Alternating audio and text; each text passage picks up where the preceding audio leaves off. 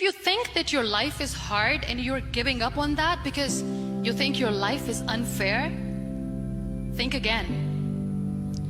I was 18 years old when I got married. I belonged to a very conservative family, a Baloch family, where good daughters never say no to their parents. My father wanted me to get married, and all I said was, if that makes you happy, I'll say yes. And of course, it was never a happy marriage. Just about after 2 years of getting married, about 9 years ago, I met a car accident. Somehow my husband fell asleep and the car fell in the ditch. He managed to jump out, saved himself. I'm happy for him. But I stayed inside the car and I sustained a lot of injuries. The list is a bit long. Radius ulna of my right arm were fractured. The wrist was fractured. Shoulder bone and collarbone were fractured. My whole rib cage got fractured. And because of the rib cage injury, lungs and liver were badly injured. But that injury that changed me and my life completely as a person and my perception towards living my life was the spine injury. 3 vertebrae of my backbone were completely crushed and I got paralyzed for the rest of my life. Many people came to rescue. They gave me CPR. They dragged me out of the car. And while they were dragging me out, I got the complete transection of my spinal cord. Those 2.5 months in the hospital were dreadful. I was at the verge of despair. One day, doctor came to me and he said, well, I heard that you wanted to be an artist, but you ended up being a housewife. I have a bad news for you. You won't be able to paint again. Next day, doctor came to me and said, your spine injury is so bad, you won't be able to walk again.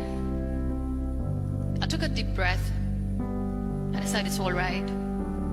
Next day, doctor came to me and said, because of your spine injury and the fixation that you have in your back, you won't be able to give birth to a child again. That day, I was devastated. I still remember, I asked my mother, why me? And that is where I started to question my existence. Why am I even alive? And that is where I realized that the words have the power to heal the soul. My mother said to me, this too shall pass. God has a greater plan for you. I don't know what it is, but He surely has. That day I decided that I'm going to fight my fears.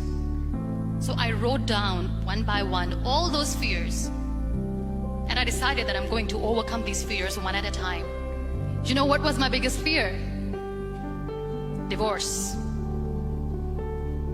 I couldn't stand this word. I was trying to cling on to this person who didn't want me anymore, but I said no. I have to make it work. But the day I decided that this is nothing but my fear, I liberated myself by setting him free. And I made myself emotionally so strong that the day I got the news that he's getting married, I sent him a text that I'm so happy for you and I wish you all the best. And he knows that I pray for him today. Number 2 was, I won't be able to be a mother again. And that was quite devastating for me. But then I realized there are so many children in the world, all they want is acceptance. So there is no point of crying, just go and adopt one. And that's what I did. 2 years later, I got this call from a very small city in Pakistan. I got a call and they said, are you Muniba Mazari? There is a baby boy and would you like to adopt? And when I say yes, I could literally feel the labor pain. I said, yes, yes, I am going to adopt him. I am coming to take him home. So when you accept yourself the way you are, the world recognizes you. It all starts from within. We have this amazing fantasy about life. This is how things should work. This is my plan. It should go as per my plan. If that doesn't happen, we give up. I never wanted to be on the wheelchair. Never thought of being on the wheelchair.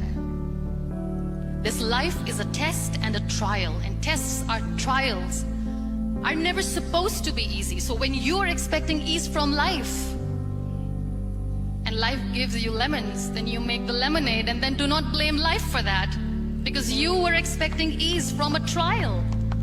Trials make you a stronger, better person. Life is a trial. Every time you realize that. It is okay to be scared. It is okay to cry.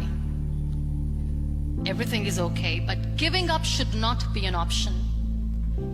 They always say that failure is not an option. Failure should be an option, because when you fail, you get up, and then you fail, and then you get up, and that keeps you going. There are so many people in the world who are dreaming to live a life that you are living right now. You have no idea. Embrace each and every breath that you are taking. Celebrate your life. Live it. Don't die before your death. Live your life fully. Accept yourself the way you are. Be kind to yourself. Real happiness lies in gratitude. So be grateful, be alive, and live every moment.